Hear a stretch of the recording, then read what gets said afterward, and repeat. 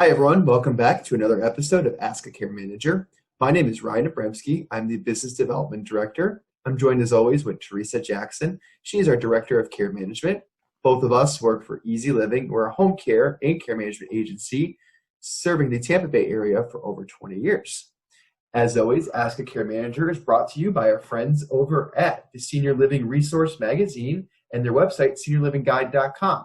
They're your one-stop local and statewide resource for all things senior housing and health, including home care services, assisted livings, memory care, senior health, care management services, again, like Easy Living. Check out Senior Living Resource Magazine and their website, seniorlivingguide.com. This is their latest and greatest issue for this month, including our article on our on-demand care coaching. So check that out now. And they will deliver to your house via the mail. So you don't even have to go out to find it. We'll send it right to you. So, Teresa, welcome back again as always. Good to have you.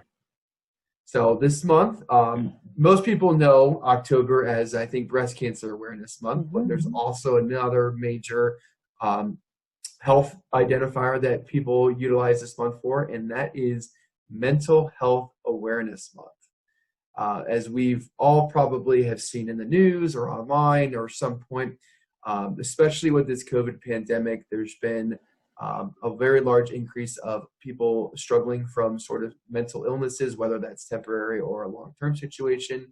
And it doesn't just affect the younger people. I think, as we've always talked about before, isolation and other issues with our seniors, would you agree that the senior population can just be as affected as the younger population with mental health issues? Oh my gosh, Ryan, maybe even more so because, again, like you said, and like we've now have been made aware of, just the whole isolation that seniors have, that this can definitely affect their mental health. And this generation, our seniors, this is not something that they would typically talk about. When they were growing up and in their adulthood, it was typically taboo to talk about mental health issues. And I mean, even today, it's not something that we talk a lot about or enough about. And it is very, very important. I've worked with clients before where I'm working with them, dealing with, maybe doing an assessment and noticing some issues. And first of all, I need to say, I'm not a counselor. My area of expertise is not mental health issues, but, because I focus on the senior population, I've definitely come across this issue in the past. And I'll be talking to family. I'll be talking to family members, and we'll be talking about, some of the issues that mom or dad is having. And they'll go, well, yeah, mom always had some mental health issues, but she was never treated. She never, went to the doctor about that. But it was always just understood that mom had mental health issues. And I've heard that so many times, where it's always something that they didn't talk about. So, and, I always use the example about dementia. And now we're able to have, I think, more real conversations about dementia because we are talking about it. But in the 50s, they didn't talk about cancer. That was the C word. People didn't talk about it. In the 80s, it was AIDS, and we didn't talk about that. It was all hush hush. And then it's dementia now that our baby boomers are. There's so many baby boomers that are aging, and then too, not just dementia, but mental health. It really needs to be something that we're not afraid to have a conversation about. We're not afraid when we go in to see our physician, our primary care physician, let them know that, I'm not feeling right. I may be having some depression. Absolutely. And, with our senior population, as you mentioned, it is a tough thing to talk about, but as you said too, it's a huge thing that people don't want to talk about anyway. And, I'm not sure how many people follow football, but just a few months ago, the quarterback Dak Prescott for the Dallas Cowboys came out and said that he was struggling with extreme depression during the COVID pandemic. And he's a young guy too, but it was good. And I think it opened up a lot of conversations that it is okay to talk about it and ask for help and look for some support from those around you. Exactly. It's not something that you should be ashamed of, because, and I've got information, I can't rattle it off, but I have to look at my notes, but it said over 19% of U.S. adults experienced mental health in 2018. So this is before COVID. So, and that at that time represented 1 in every 5 adults. What I found was astonishing is the average delay between the onset of mental illness symptoms and treatment was 11 years. Wow. That's phenomenal. I remember working with a client. Her son moved her into a memory care community. I was a care manager. Her son moved her into a memory care community. She had a history of depression, but she was not being treated at that time for depression. And when you move into a memory care community that's specific for dementia, Alzheimer's, or other types of dementia, you have to have a diagnosis of dementia, of some kind of cognitive impairment. And she had been diagnosed with dementia. And a situation like this rarely happens, but she was able to be treated for her depression. We made sure she was eating, appropriately, getting her medications appropriately. Her depression improved. She was actually, after about 3-4 months, was able to be discharged back home because her depression improved, thus her cognitive ability improved.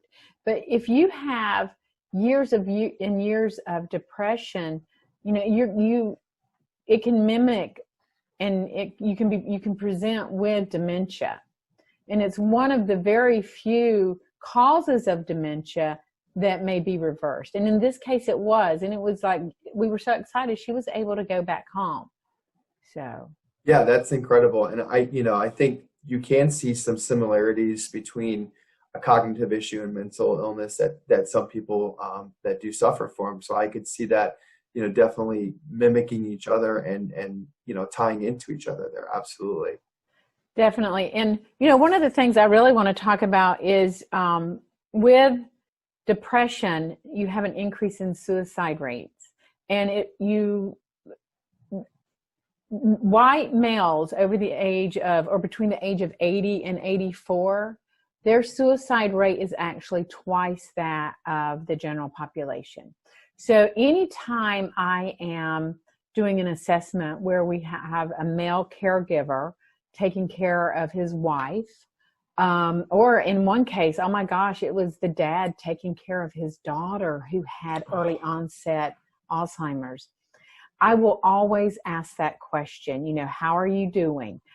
Do you have any guns in the home? I will ask that. Because it is very important to, sit and listen to someone if they are talking about, it's no joke. In my family, it is no joke. There's been suicide within my family, and not my immediate family, but it's real. And when I hear someone joking about it, I'm like, no, you don't do that. You don't do that around me. We're going to sit down. We're going to talk about it. Okay. Absolutely. And that's what you have to do. Yeah. And it should never be a joke. And I think that's what, I think the world's starting to kind of wake up to the mental illness, and that it's okay, that we all at some point in time struggle, with our mental health. And, now more than ever, I think a lot more people that really probably have never struggled with it or dealt with it before are dealing with it now. And it's become a challenge for some people. And, especially as we mentioned earlier, our elderly population who sometimes either don't want to talk about it because they feel embarrassing to them, or B, don't have anyone to talk about it, and because of the isolation. So it's kind of like a double-edged sword for that population, I think. Yes, and I went to a dementia training, and the lady that was presenting was, she was absolutely phenomenal. And she was talking about issues that, you deal with when you're dealing with dementia. And she was using a hand gesture. And she's like, 1, 2. And if this is the way it happens, you just might as well boom. And I'm like, don't do that. Don't do that. Don't do that. Because you have no idea who is sitting in your audience and what experiences that they have had in their life. So don't make a fake gun and pretend like you're doing it. So, but anyway, that we will be providing the information for the mental health, the National Alliance on Mental Illness. It's called NAMI. It's a wonderful organization. And, just reach out. Some churches will provide free counseling.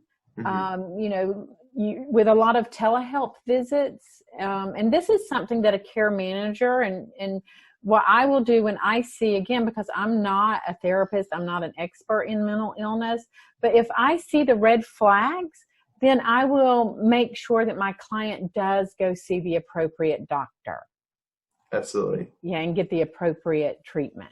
Yeah, and we'll put that information for the National Health Institute there. Their link and phone number down there. We'll also provide the suicide hotline prevention phone number too. It's an 800 number that people can reach out to if they're struggling mentally and have gotten to that point and maybe feel like they have no one else to turn to. So we'll make sure to put those numbers in there. If you have any questions or comments, feel free to post those down below or send us a message on Facebook. You can also visit our website too and submit a contact us form on there for any questions or concerns that you have. And Teresa, thank you as always for your expert insights. Always appreciated. I know the audience appreciates it too. You're welcome. Thank you so much, everyone. We hope to see everyone else next time.